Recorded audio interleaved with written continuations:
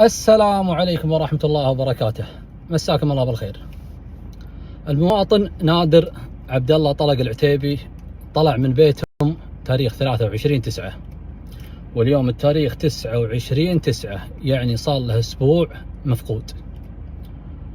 والده أبلغ مخفر جابر العلي بالحادثة، وللأسف وزارة الداخلية لم تتحرك ولم تصدر بيان بهذا الموضوع.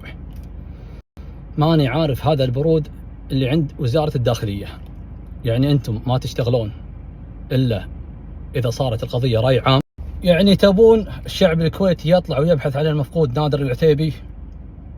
الشعب الكويتي كفو يفعلها مثل ما فعلها مع الرشيدي رحمة الله عليه. ولكن إذا ما قمتوا بدوركم يا وزارة الداخلية، والله نطلع نبحث عنه حنا، والشعب الكويتي راح يبحث معانا وما راح يقصر.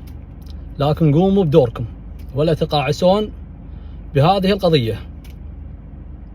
ويجب على نواب عتيبة خالد مونس العتيبي وفارس سعد العتيبي وبقية النواب، هذا مواطن كويتي وله حق عليكم للتفاعل مع موضوعه والضغط على وزير الداخلية ليتخذ كافة الإجراءات للبحث عن المفقود نادر العتيبي.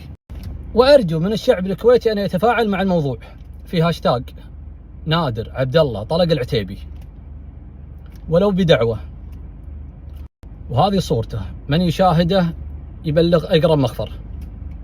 عسى الله يرد لأهله سالم غانم. وهمتكم الشعب الكويتي، لا تخلون ولدكم. السلام عليكم.